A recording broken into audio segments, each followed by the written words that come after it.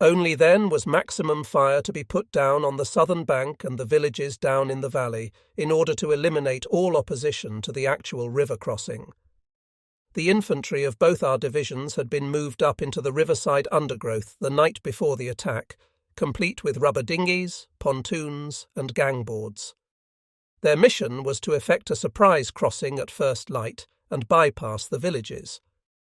The river crossing at dawn on 5th of June succeeded along the entire front, taking the enemy completely unawares. Then, however, his resistance came to life again up on the escarpment and in the villages by the river.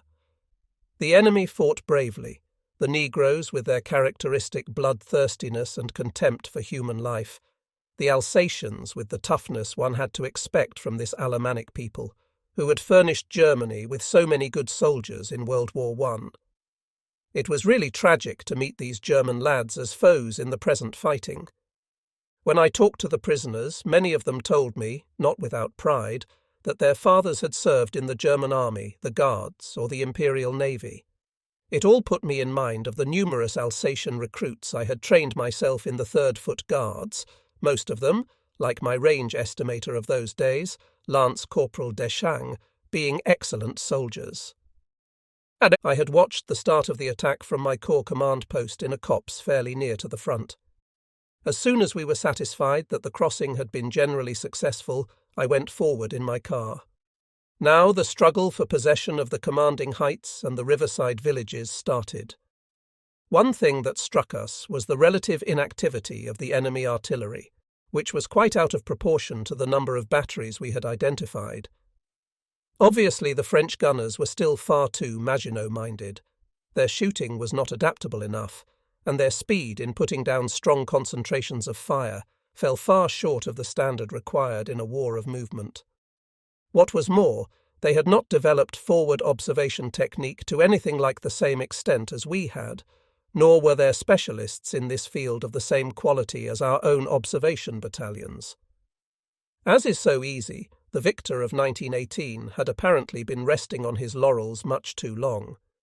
It was, at all events, a pleasant surprise, as far as we were concerned, to find that the effect of the enemy artillery was not remotely comparable with that experienced in the static conditions of World War I. All the same, my own crossing of the Somme flats proved somewhat ticklish, since the recently erected emergency bridge was still within range of the enemy in the village of Brayley. Nevertheless, I managed to get through quite safely to 63 Infantry Regiment of 27 Division, which, led by its excellent commander, Colonel Greiner, had just taken the opposing heights, though not without heavy losses.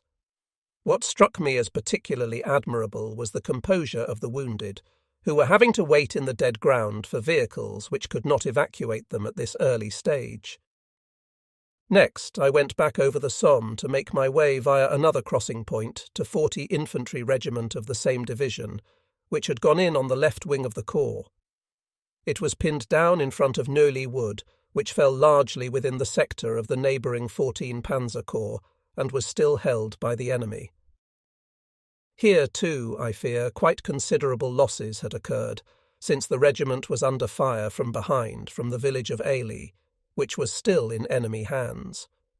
Despite this, the high ground commanding the valley had been captured here too. 46 Infantry Division, on the right, had likewise made a successful crossing and was now in possession of the opposing heights. One could thus feel satisfied with the first day's results, even though the fighting for the riverside villages lasted well into the night. As for the corps on each side of us, 15 Panzer Corps was also across the river, but could make no headway for some time, owing to the fact that the enemy was fighting hard for a large-sized locality called Araines, and thereby blocking the road indispensable to the armoured vehicles. On our left, 14 Panzer Corps, which had attacked from the Amiens bridgehead after a preparatory bombardment, appeared to have met with a serious hold-up because of enemy minefields. For this reason, it was directed to attack southwards, with the result that we were out of touch with it for the remainder of our advance.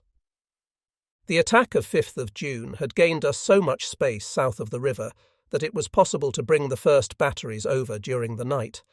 However, it was still not clear whether the enemy would admit his defeat or try to continue his tough resistance further back. In such situations, there tends to be a complete lack of intelligence on a vital question like this. A veil of uncertainty, the one unvarying factor in war, had descended on the enemy's location and intentions. Any overhastiness at such a time can lead to severe setbacks, whereas a delay of even a few hours may enable the enemy to build up a new front that will cause another round of heavy losses. The field commander, whose reaction here is to wait for unimpeachable intelligence reports to clarify the situation, has little hope of being smiled upon by the goddess of war. In the very early hours of 6th June, therefore, I drove out to the command post of 46th Division, which had meanwhile moved over to the south bank of the river. Finding everyone there obviously still half asleep after the strenuous events of the previous day, I pointed out the necessity of immediately taking up the pursuit, since the division appeared to have no direct contact with the enemy. With that, I drove out to the division's forward areas, where, finding units of 42 Regiment without orders, despite the audible din of combat out to their front, I set about getting them on the move. Next, I paid a visit to the right-hand regiment of the corps. Though in fact ready to go forward, it was waiting to see what effect the artillery had on the village of Koisi to its front and the adjacent high ground and wood perimeter. Reconnaissance reports were not available. As I had the impression that neither the village nor the high ground and woods were any longer occupied, I ordered the regimental commander to start advancing on a broad front but in well-dispersed groups. If there really were enemies still out there, they would duly show themselves and be beaten down by the artillery, which was being held in readiness. As long as it advanced in the pattern I had ordered, moreover, the regiment need have no fear of heavy losses. Since the commander evidently harboured strong doubts about my appreciation of the situation, I went on ahead in my Kübelwagen, a wartime variant of the Volkswagen and the German equivalent of the Jeep, Tar.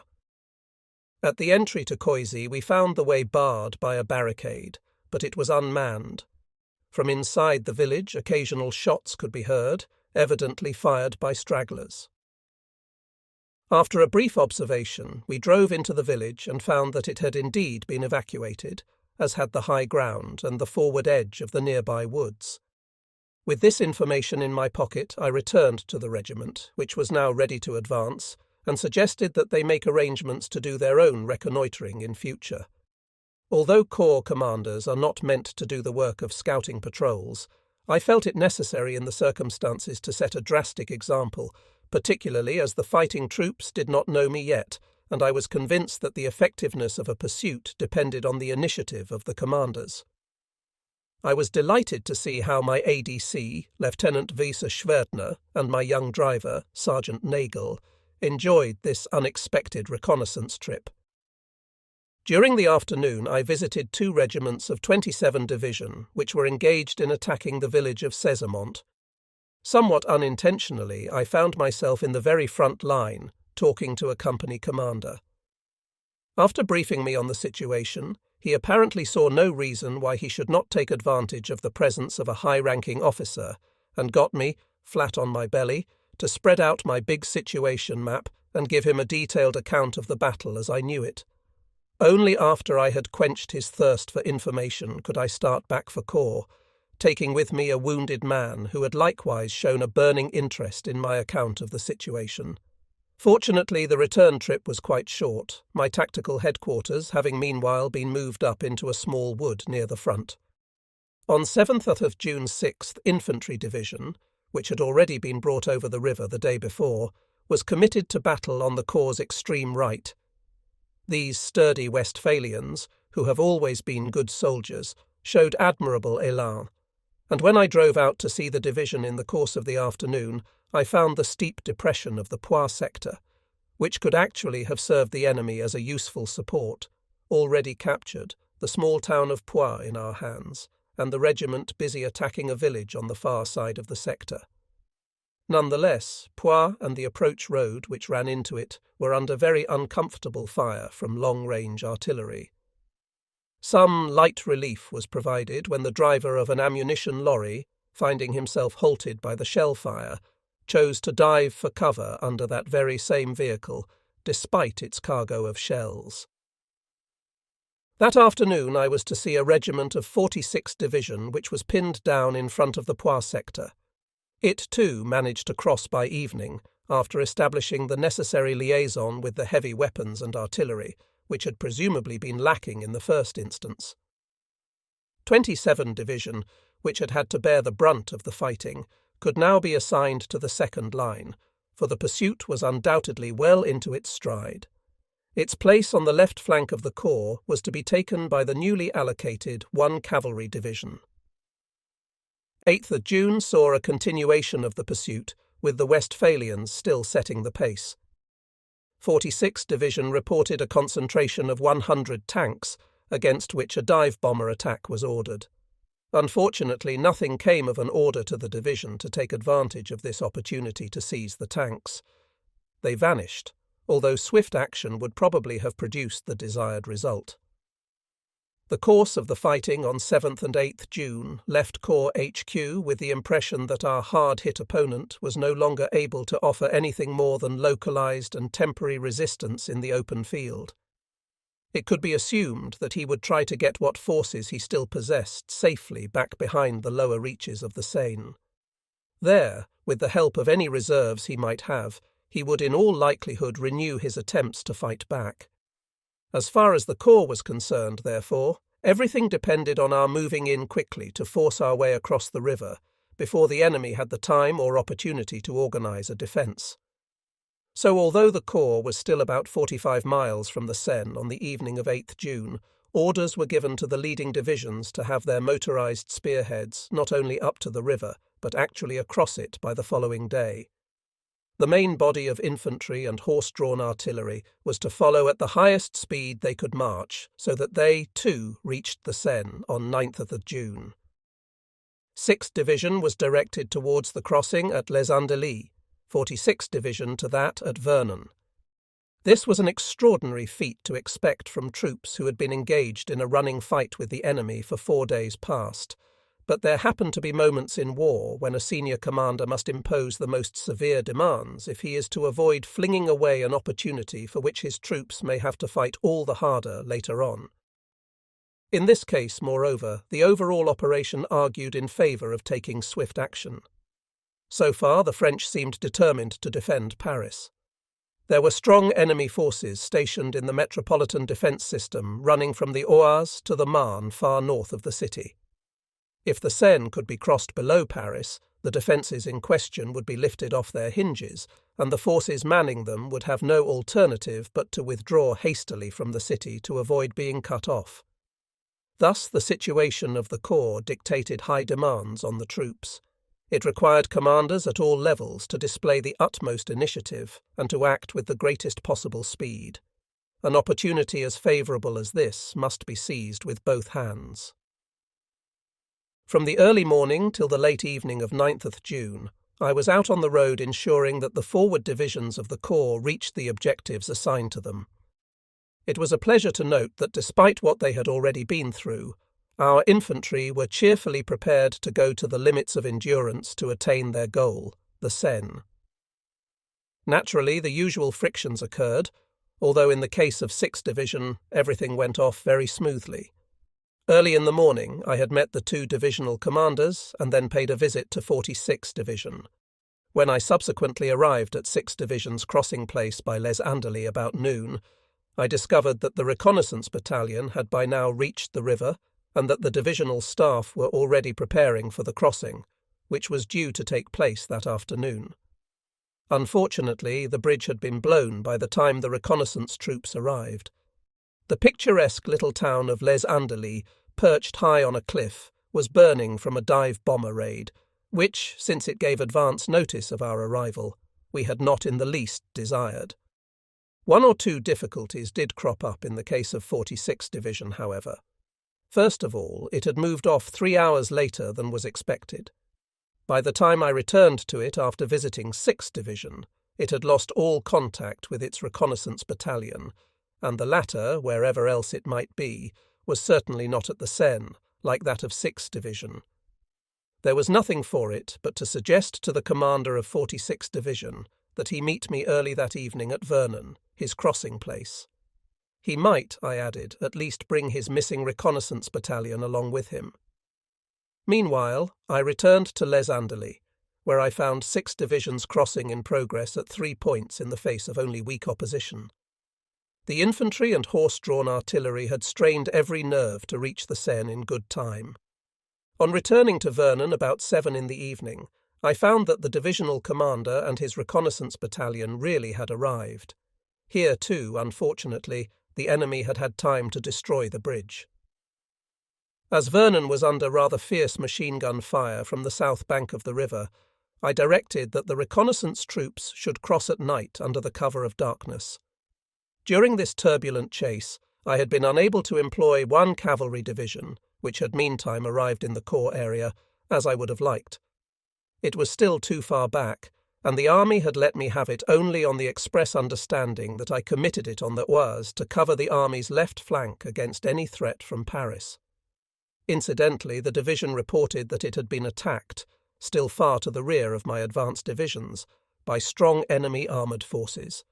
These were clearly the tanks that had previously given 46th Division the slip and were now marauding in our extended flank. When, after a short night's sleep, I returned to Vernon in the early hours of 10th June, 46th Division too had got its first elements across the river. Thus, 38 Corps was the first to have established a firm foothold on the south bank. The troops had every right to be proud of the pursuit they had accomplished, and I, for my own part, was happy to know that swift action had probably spared the Corps a hard struggle for the Seine crossings. 38 Corps' position was no enviable one all the same. It stood alone on the south bank of the river. 15 Corps on its right had not reached the Seine until 10th of June, and had then been diverted to Le Havre. 2 Corps, which was following behind, was still some distance away. On the left flank loomed the big question mark of Paris, where any number of the enemy might be hidden. What was more, 38 Corps needed another 2 days to lift all its forces over the river.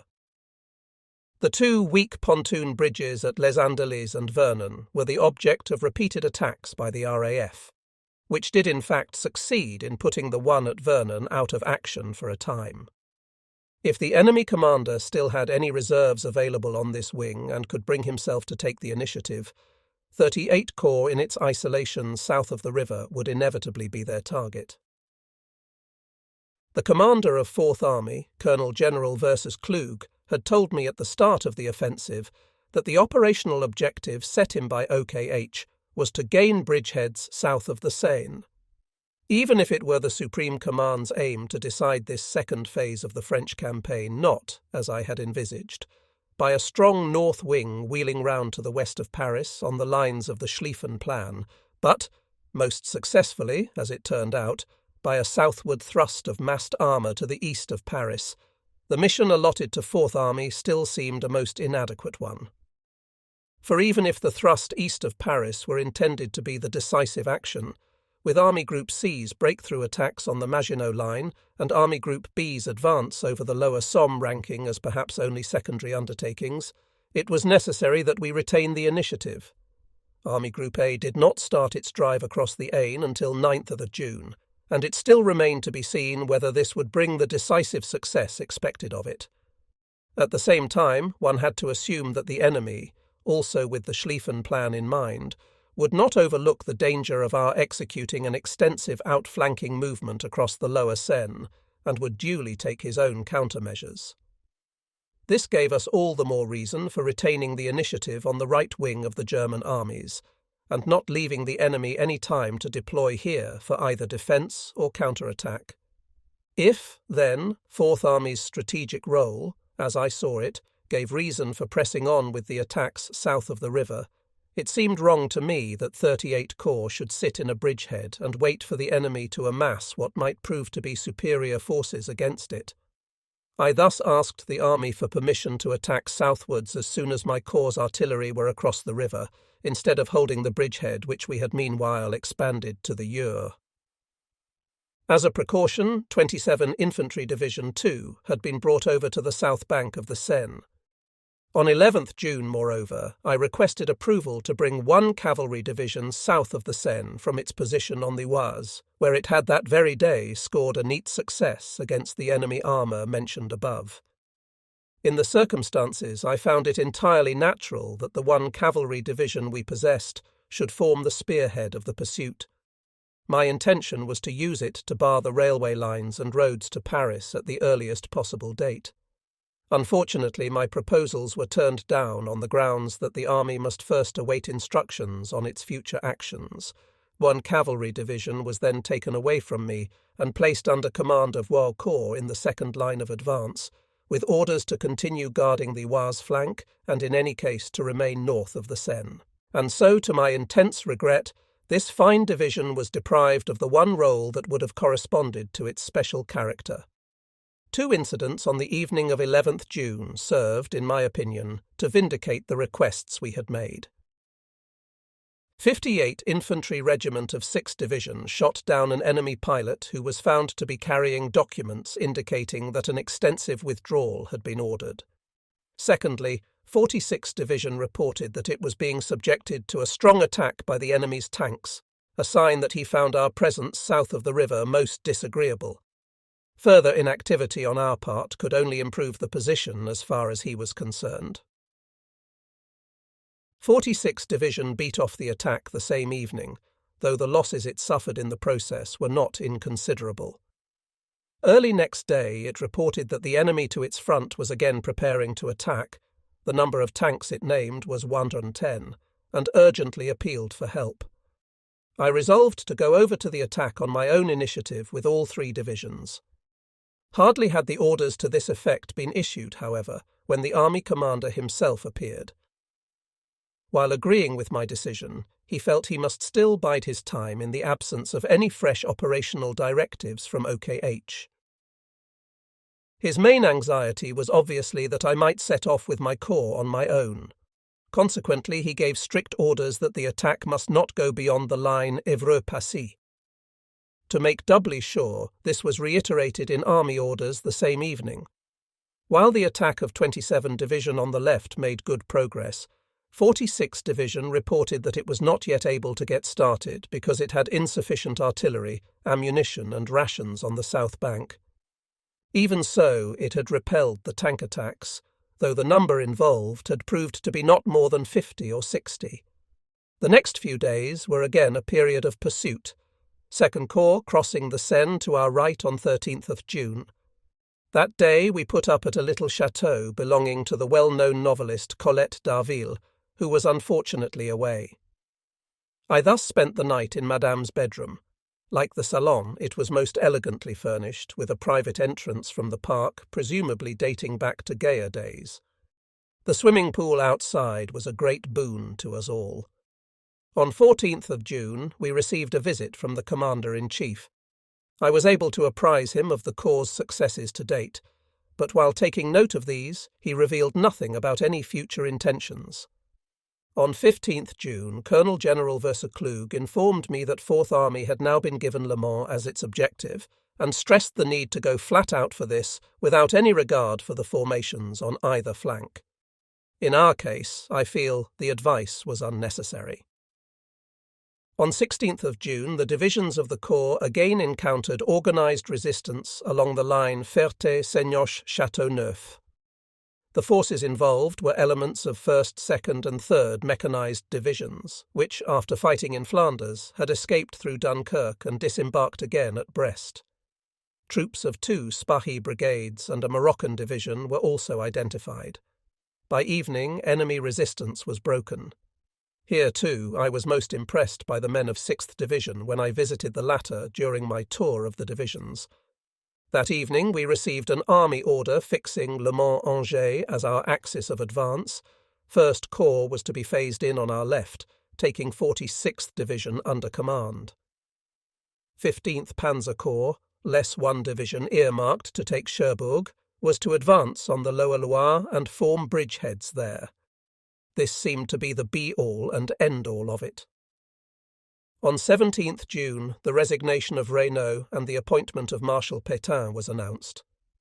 Was the old man to organise resistance afresh, or did the politicians intend to leave it to this renowned veteran of the First World War to sign a capitulation? An order from the Führer, reaching us on 18th of June, called for a ruthless pursuit of the enemy. Once again, no novelty as far as we were concerned. It also ordered the occupation of the old Reich territories of Toul, Verdun and Nancy, the Creusot works, and the ports of Brest and Cherbourg. We made a forced march, one of our regiments covering almost 50 miles, and a motorised reconnaissance battalion under Colonel Lindemann actually getting to a point west of Le Mans. I spent the night in the medieval castle of Bonnetable. With its moat and drawbridge, its 4 front towers with walls 9 feet thick, and its ceremonial gardens flanked by 2 more towers at the rear, it was, next to the Loire castles I was soon to see, probably the most impressive building of its kind I came across in France. The interior, too, was splendidly furnished, and even some of the domestic staff were still in occupation. The owner, M. de Rochefoucauld, Duke of Doudaine, had unfortunately fled. On 19th June, I drove 30 miles out to Lindemann's reconnaissance battalion without seeing a single German soldier. At Le Mans, where my grandfather had made a victorious entry 70 years before, I went over the magnificent cathedral. En route we met bodies of unarmed French troops marching east and a whole artillery regiment which had surrendered to Lindemann, with its full complement of guns and vehicles. The enemy was obviously disintegrating. Despite this, I found Lindemann's battalion held up on the Mayenne sector at Lyon-d'Angers. Tanks had been spotted on the far bank, and machine guns had the bridge under fire. Lindemann was making vain efforts to drive off the enemy with the only artillery he had, a 10 cm motorised battery. On going down to the most forward position by the river, some distance from the bridge, I discovered that except around the bridge itself, the enemy was obviously not present in any great strength, if indeed he were there at all. Spotting a squadron commander who was apparently waiting on the bank to see whether the enemy would now give up the bridge voluntarily, I advised him to swim across further downstream. If he wished, I added, I should be glad to go with him. The offer worked. Shortly afterwards, the entire squadron, naked as God made them, plunged into the river and reached the far bank unscathed. The bridge was ours, though by now, I fear, a number of German dead lay around the approach to it from our side. I stayed with the reconnaissance troops till they had resumed their advance on the far side of the river, and then returned to my corps command post. In view of the fact that this reconnaissance force had been held up on the Mayenne for 8 hours by only a few enemy tanks and machine guns, I sent my senior aide, Lieutenant Graf, straight back to Lindemann with strict orders to cross the Loire that very night. Sure enough, Graf found the troops just about to settle down to rest, on our own side of the river. He carried his point, however, and the same night the battalion went over the river with Graf in command of the leading rubber dinghy. During the hours of darkness, Corps HQ heard from both divisions that they had their reconnaissance troops across the Loire. I immediately went forward, and could not help being impressed on my arrival there by the immensity of the river.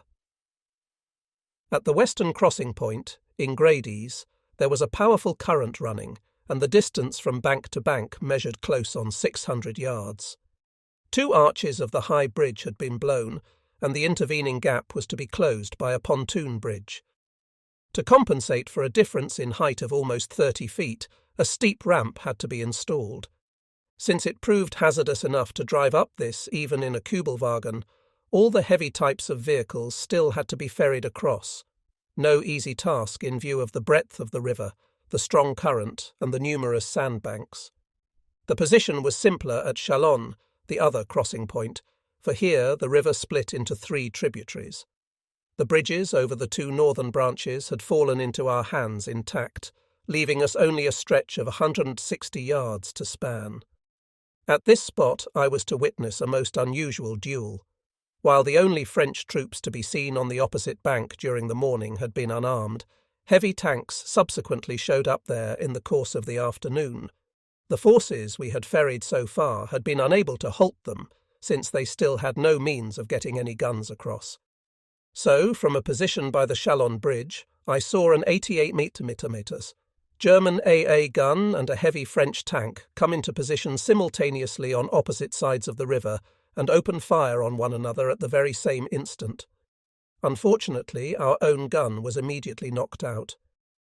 The very next moment, however, its place was taken by a light anti-tank gun, which was lucky enough to score a direct hit on the one weak spot in front of the enemy 32-tonner. The latter immediately burst into flames. That evening I moved into the castle of Serrante near Chalon. It was an imposing building of tremendous size, flanked by massive towers and arranged in the form of a horseshoe around ceremonial gardens. Round it all flowed a moat.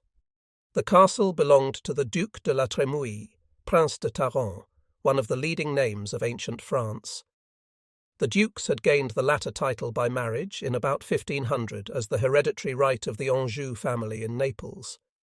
They did not, however, win the Neapolitan throne, of which Ferdinand the Catholic took possession. Together with Béarn, a Trémouille had the sole right to the title of Chevalier sans peur et sans reproche. In addition to the wonderful library, the castle contained a wealth of historical mementos, including many from the days when its masters were supporters of the Stuarts.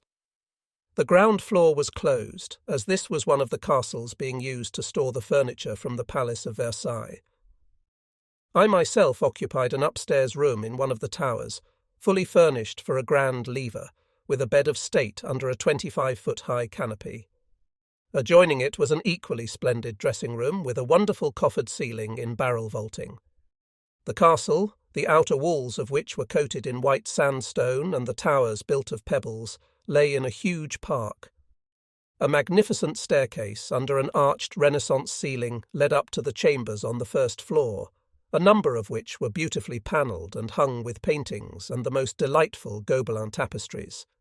It goes without saying that here, as in all other quarters we occupied, the owner's property was respected and treated with the most scrupulous care. By 22nd June we had succeeded in getting 26 divisions over the Loire. Their reconnaissance units pressed a little further still to accept the surrender of countless French troops. On 23rd June we learnt that an armistice had been signed in Compiègne the previous day. The French campaign was over. In a corps order of the day I felt it proper to thank the divisions under my command, none of which I pointed out had enjoyed the benefits of armoured protection or mechanical propulsion, for their self-sacrifice, bravery and joint achievements. As the sequel to a successful assault operation, they had made possible a 300-mile pursuit which had every right to be called the Assault March to the Loire.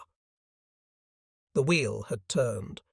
The road from Compiègne 1918 to Compiègne 1940 had been a long one. Where would it take us from here?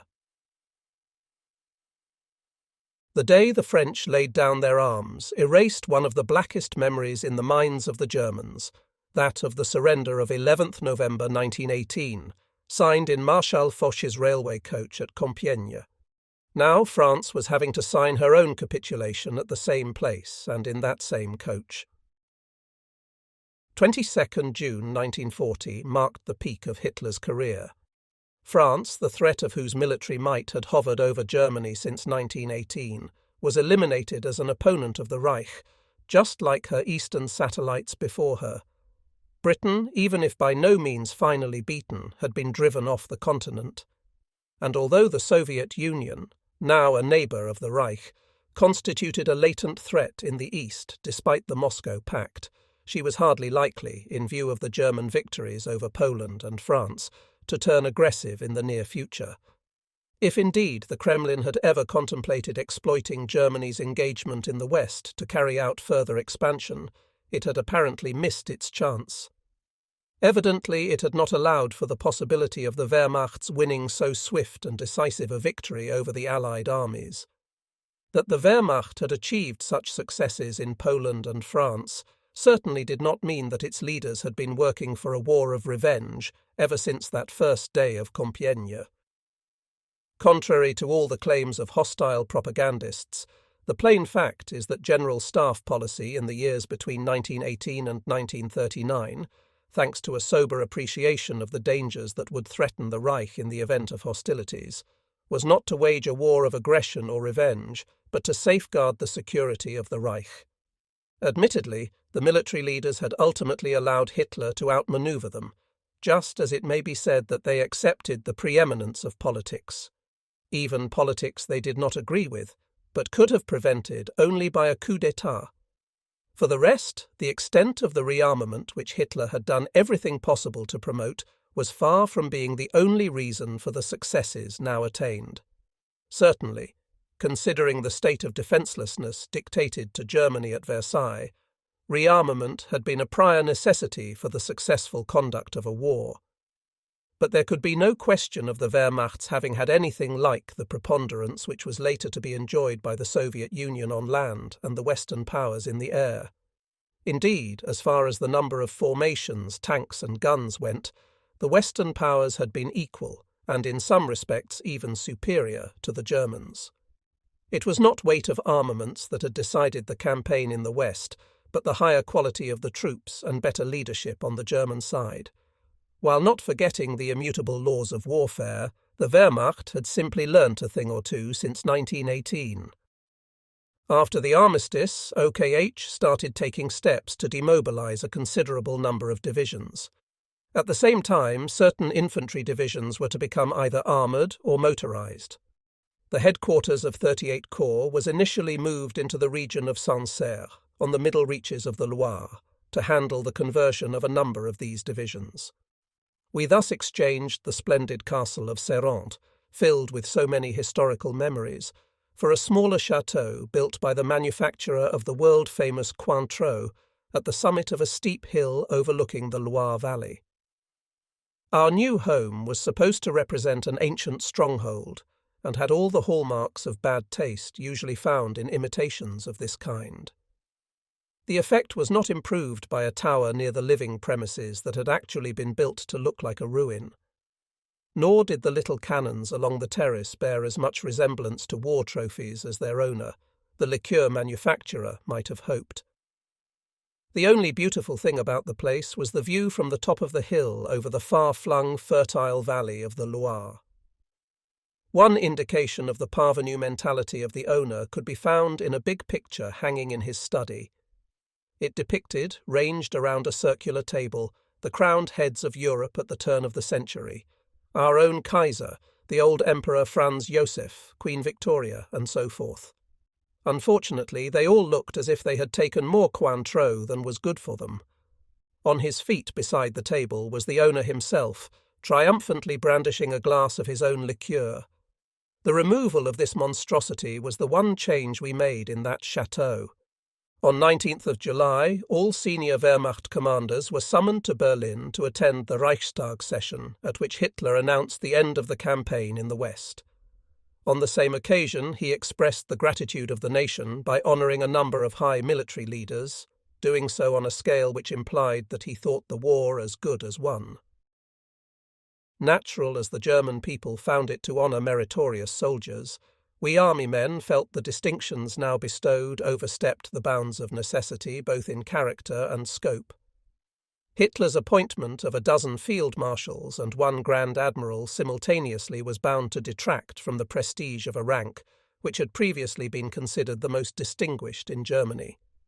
Hitherto, apart from the few field marshals nominated by Kaiser Wilhelm II in peacetime, one needed to have led a campaign in person, to have won a battle or taken a fortress to qualify for this dignity. At the end of the Polish campaign, during which the commander-in-chief and both the army group commanders had fulfilled these requirements, Hitler had not seen fit to express his thanks to the army by making these men field marshals. Yet now he was creating a dozen simultaneously. They included, apart from the commander-in-chief, who had fought 2 brilliant campaigns, the chief of OKW, who had held neither a command nor the post of a chief of staff. Another was the Under-Secretary of State for the Luftwaffe, who, valuable as his feats of organisation had been, really could not be ranked on a par with the commander-in-chief of the army. The most blatant indication of Hitler's attitude was the way he raised Goering over the heads of the army and navy commanders-in-chief by appointing him Reich Marshal and making him the sole recipient of the Grand Cross of the Iron Cross. In the circumstances, this method of distributing the honours could only be regarded as a deliberate slight to Verse-Brauchitsch, and showed all too clearly what Hitler thought of OKH. On the day of the Reichstag session, I learnt that our Corps HQ was earmarked for a new role. We were moved to the Channel coast to prepare for the invasion of England, 3 infantry divisions being placed under our command. Our billets were in Le Touquet, an elegant seaside resort near Boulogne, where a number of English people owned pretty villas.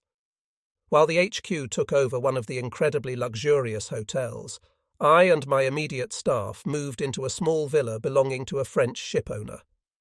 Though the owner had fled, he had left his domestic staff in possession, so we found someone already installed who could run the house and look after its furniture and other contents. In contrast to what happened later in Germany, it did not occur to us to act as lords and masters who could do as they pleased with enemy property. On the contrary, a strict check was kept on houses occupied by German troops, and the removal of whole sets of furniture or the appropriation of valuables as souvenirs certainly had no place in the German army's code of behaviour. When out riding one day, I passed a villa that had been left in a state of pretty average confusion by the German unit recently in occupation. The very next morning, the sergeant major of the company concerned had to move in with a fatigue party and personally ensure that order was restored. As a result of the impeccable behaviour of our troops, nothing happened to disturb our relations with the civil population during my 6 months in France. The French, for all their politeness, maintained a dignified reserve which could only earn our respect. For the rest, I suppose everyone tended to fall under the spell of that blessed land, with its beautiful scenery and wealth of monuments to an ancient culture, to say nothing of the delights of a famous cuisine, and the things that were still to be had in the shops. Admittedly, our purchasing power was limited, as only a percentage of a man's pay was issued in occupation currency. This regulation was strictly enforced where the army was concerned, thereby imposing a check on the natural urge to go shopping, a thing most desirable for Wehrmacht prestige. Still, one had enough to make an occasional trip to Paris and pass the day savouring the charm of that city. Our stay on the coast enabled us to go bathing right up to the middle of November, a pleasure which my new aide, Lieutenant Specht, my faithful driver, Nagel, and my groom, Runge, enjoyed just as thoroughly as the opportunities for long gallops along the beach. On one occasion, however, we forgot about the unusual tides in the channel, where there can be as much as 26 feet difference between high and low tide. This, incidentally, proved an extremely important factor when the possibility of a landing on the English coast and the times of embarkation in the invasion harbours came under discussion. As a result, when we were already far out to sea, the waves suddenly started lapping round our Mercedes on the beach. Only in the very nick of time did we succeed in getting a tractor to tow it out of the incoming tide, through sand that had already turned very soft. But neither the joys and attractions of that beautiful country nor the period of rest after a successful campaign caused our troops to go soft, a fate to which occupation troops are usually exposed. Any tendency in that direction was counteracted by the need to train our formations for the projected invasion, a completely new task in itself. The troops had daily exercises in the dunes and neighbouring fenland, which in many respects resembled our intended landing places. After the arrival of our ferrying equipment, converted Rhine and Elbe barges, small trawlers and motorboats, we were able, in calm weather, to practice embarkation and disembarkation with the Navy. As often as not, when a landing craft beached clumsily, this spelt a cold bath for 1 or 2 of those taking part. The young midshipmen still had their own job to learn. One could not blame them for their lack of enthusiasm at having to command Elbe barges instead of serving on a smart cruiser or U-boat, particularly as it was not always easy to get along with the old salts who owned the barges and trawlers and stood beside them on the bridges of these rather fantastic invasion craft. Nevertheless, all personnel showed the utmost keenness in training for their unaccustomed task, and we were convinced that, like everything else, it could be mastered in due course. This seems to me to be a good place to include a few critical remarks on Hitler's invasion plan and the reasons that led him to abandon it. If Hitler really believed he had already won the war after the defeat of France, and that it was now merely a matter of bringing this home to Britain, he could not have been more wrong. The icy indifference of the British to his peace offer, which was anyway an extremely vague one, showed that neither the government nor the nation were open to persuasion.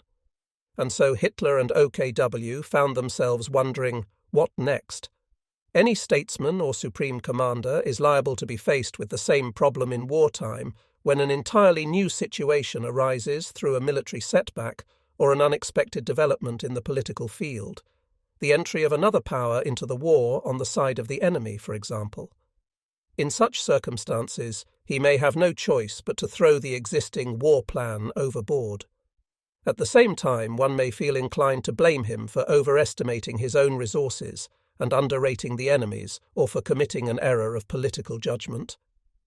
But when the head of a state or a war machine has to ask himself, what next, after his military operations have entirely fulfilled, or, as in this case far exceeded, his expectations, leading to one enemy's defeat and causing the other to beat a retreat to his island fastness, one cannot help wondering whether such a thing as a war plan ever existed on the German side.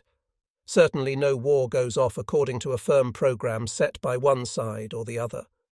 But since Hitler accepted the risks of war with France and Britain in September 1939, it was his duty to consider beforehand how he should cope with these powers in various contingencies.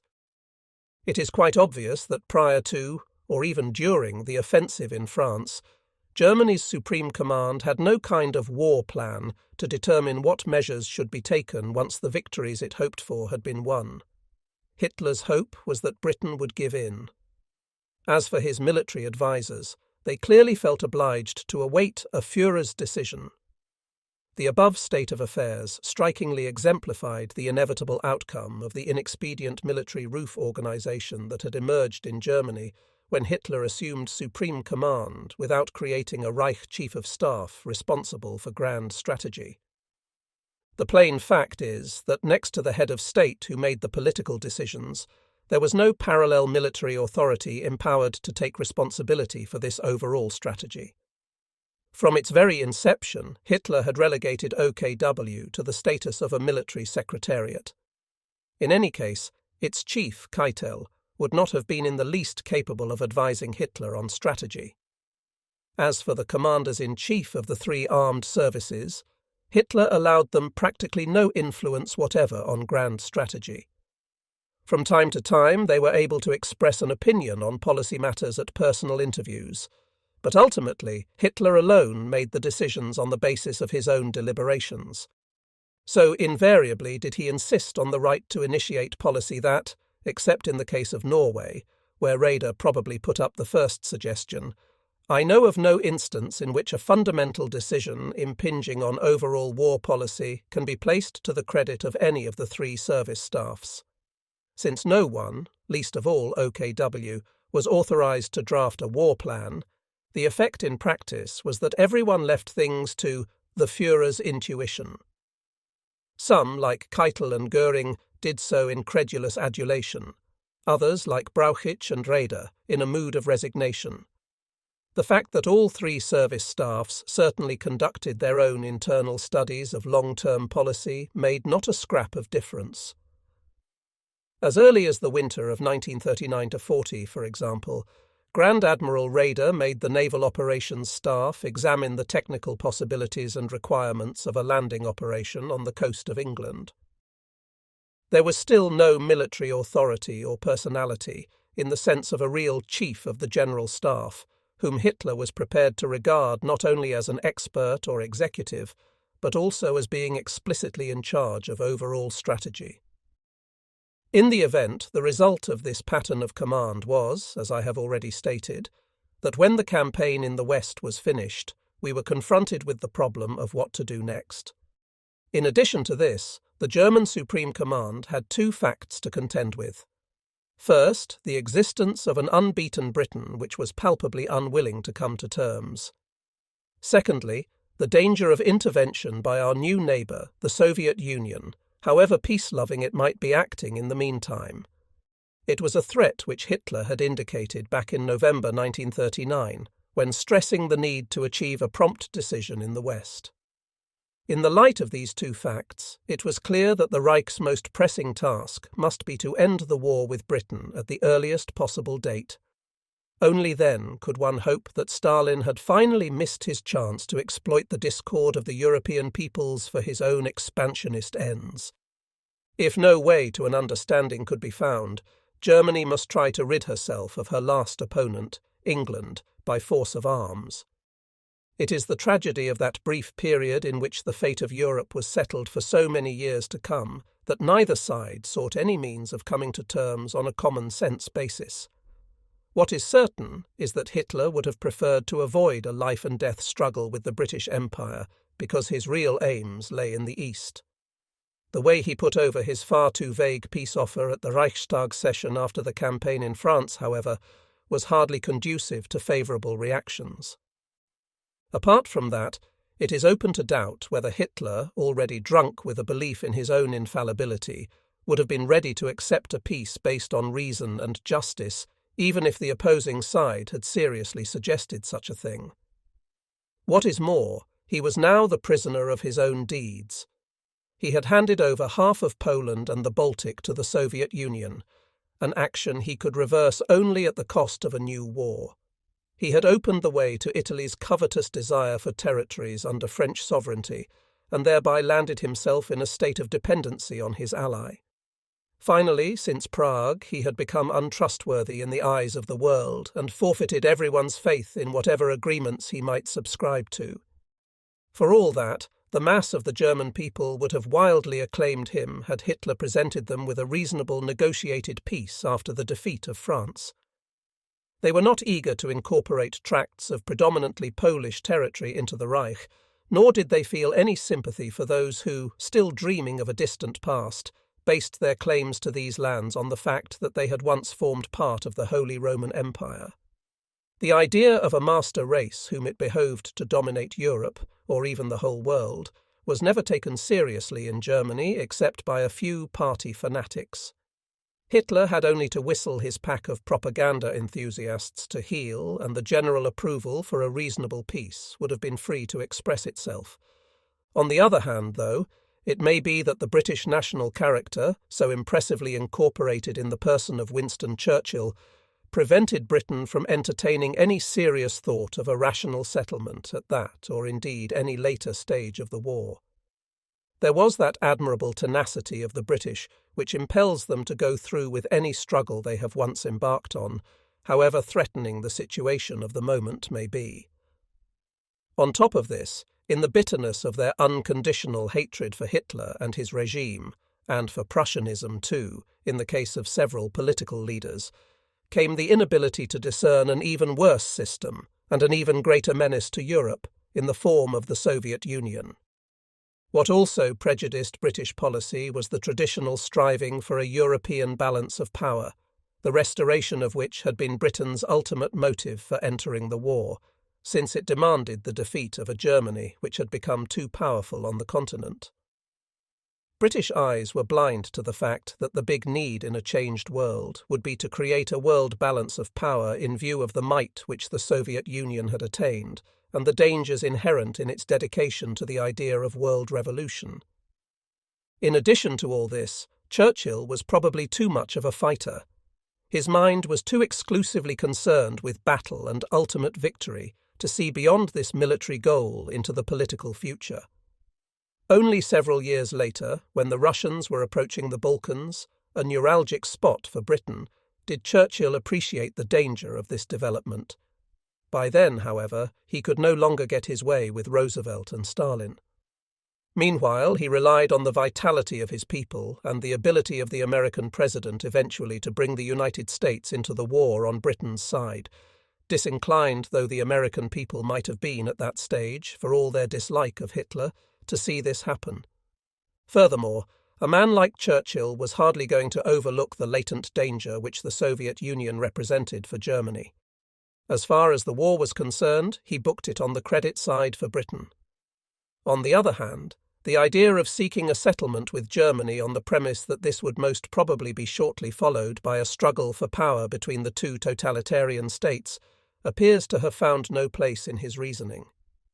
This, despite the fact that a sober assessment of the strengths and weaknesses of the two powers would almost certainly have led him to deduce that neither could completely master the other, and that they were much more likely to tie each other down to their mutual debilitation for some time to come.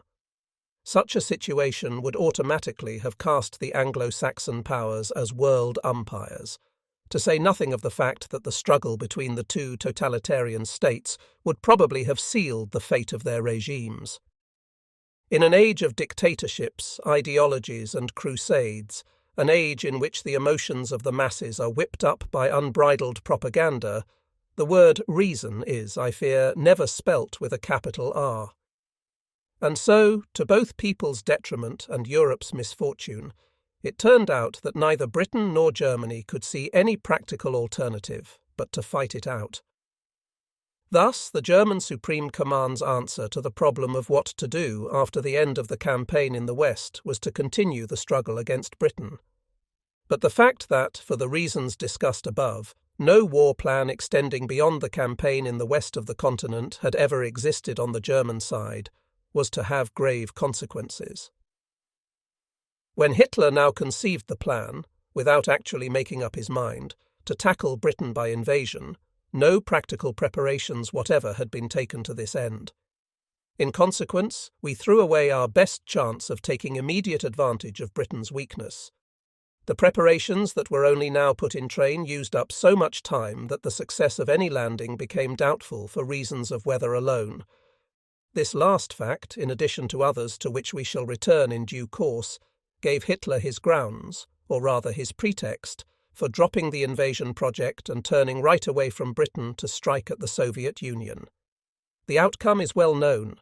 Before I deal with the reasons for this decisive change of front, I feel I should review the chances that would have existed had Hitler been ready to carry through the fight with Britain to the last.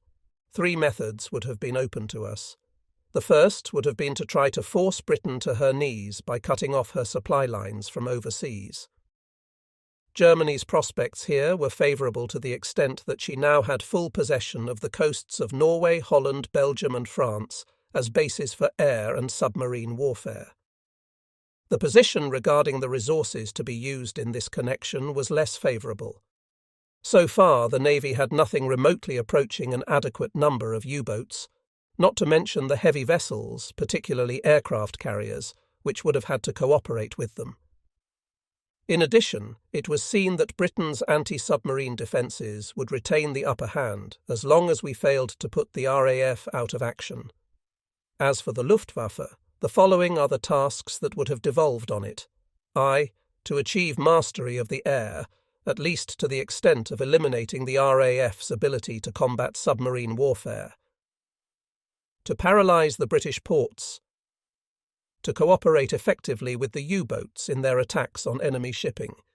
In practice, all this amounted to overcoming the RAF and destroying its production centres. That the Luftwaffe was still not strong enough to attain this object in 1940 is shown by the Battle of Britain.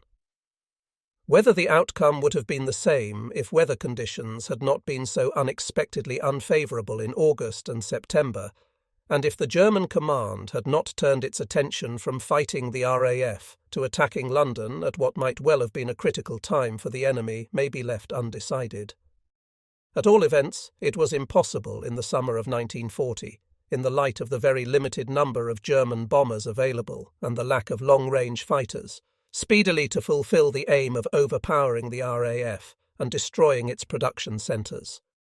Every battle that ever had to be fought out by sheer weight of material resources has always required more time and far more forces than were originally estimated. Quick decisions in battles between more or less equal opponents are usually reached only by superior leadership, and seldom by a test of strength, as would have inevitably been the case here. We ought, therefore, to have prepared from the outset for a prolonged struggle. Just as the submarine fleet should first have been multiplied to guarantee success, so would similar steps have been necessary with regard to the Luftwaffe. The fact must also be faced that the idea of quickly bringing a country as large as Britain to its knees by strategic air warfare, as conceived by General WWII, was, in those days, at any rate, still wishful thinking. The same thing may be said of the Allies' aerial warfare against the Reich later on.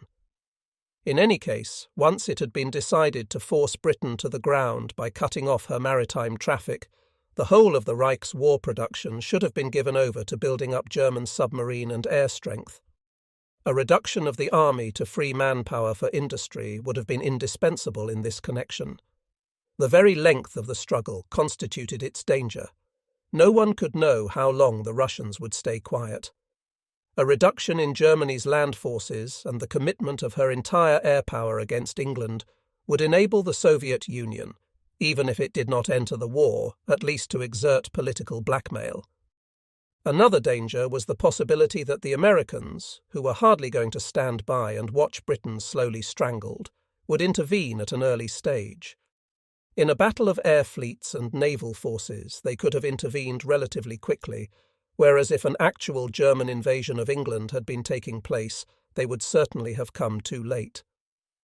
Nevertheless, had the Reich had a real strategic policy, it would have been entirely conceivable that this course of action could have been taken with a prospect of success, always bearing in mind, of course, the danger of intervention by the Soviet Union or the United States, and certainly only provided that the aim of destroying the RAF and then cutting off Britain's supply lines at sea were strictly adhered to.